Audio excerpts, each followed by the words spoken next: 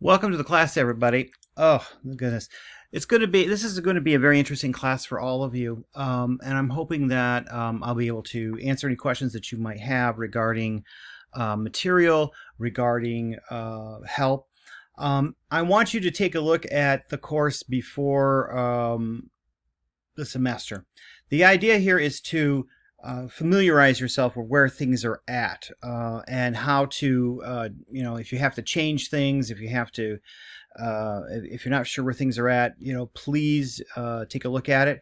I also have office hours located in the calendar section of the course, where not only are your due dates there listed for your materials and assignments, but there is a phone number and a time that you can call me. That is set aside for you to call me, no questions asked. You don't have to set up an appointment. I'm usually around to answer the phone. The other thing to keep in mind too is as you go through this course, take a look at the announcements. Now, announcements are tricky. And in case most of you who are veterans already know that you have to check your announcements every so often. Those of you that are new, I'm not always one to give a lot of announcements, but I might have to. And so you have to know how to look at and know how to look up past announcements to make sure that you're getting all the important information for the week. The announcement that you see when you log in is only the announcement that is the latest one. And usually it only shows 2 or 3 of the latest ones. But if I've given you 4 or 5 announcements this week, you're still only going to see the latest 3. That means that you could be skipping one. So you want to make sure that you take a look at that. Announcements are very important. And unfortunately, I can't send them out like I used to in other ways. So you have to take a look at them. The other thing to keep in mind too is that as this course progresses, there'll be questions, and of course you can certainly email me with questions, and of course use the general comments or general question section in the discussions, where you can ask a question of me and I will try to answer it. Now, if I don't answer it right away, give me a day or two, because sometimes they're supposed to alert me when somebody posts a question, and so I can go and look at it. So if I don't answer it right away, go ahead and email me, because I don't want to. I'm not ignoring people. Sometimes it's a little slow.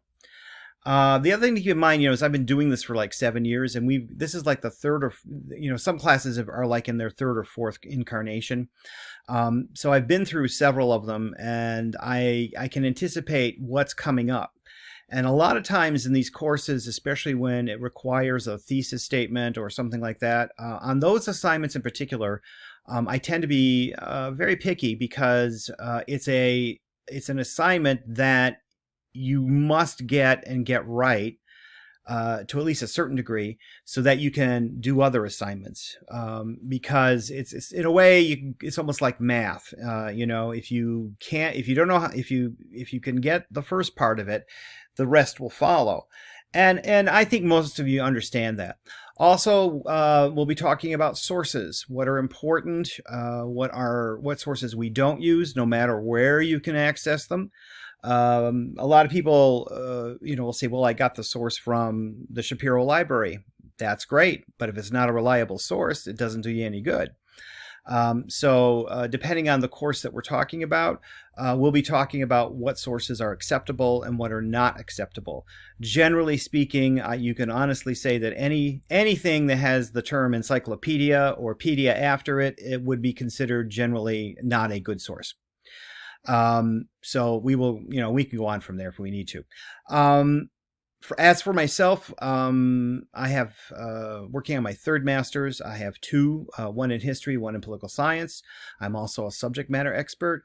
I have written courses. I have not written the courses for Gen Ed for you guys here. So I've written courses elsewhere, but not here at SNHU. I've done some other courses like in history and other things at SNHU, but not the Gen Ed courses. So when things happen, I tell you that ahead of time. It's like, this is how the course is. don't blame me. This is how it was set up. you know, just because I don't want you to think that I set up the course this way, because I didn't set it up that way. Anyway, but I hope we'll have a good rapport. If we have any questions, please feel free to answer, or feel free to send me an email. I usually try to answer them right away, as per the policy. Sometimes, we do get busy. And I never deliberately, I want you guys to know, I never deliberately ignore anybody. And so, keep that in mind, please, usually I can answer them quite quickly. Other than that, I want you to have a good semester. So before the semester starts, do yourself a favor, look at the semester checklist. Make sure you're familiar with how Brightspace works. Make sure take a look around at the course. You're not going to destroy this because they've already locked people out of things where you could get in and do that. So the course, I can't say it's indestructible, but pretty much the course is only going to let you into certain areas anyway. You can't destroy it. Take a look at it. And if you have any questions, I'll be glad to answer those. Have a good course. And again, don't forget to check the calendar, and where you'll see the office hours and a phone number if you need to call me during office hours, or email me and we can set up another time or a virtual meeting if need be. I'm always free for that too. Have a good one, guys.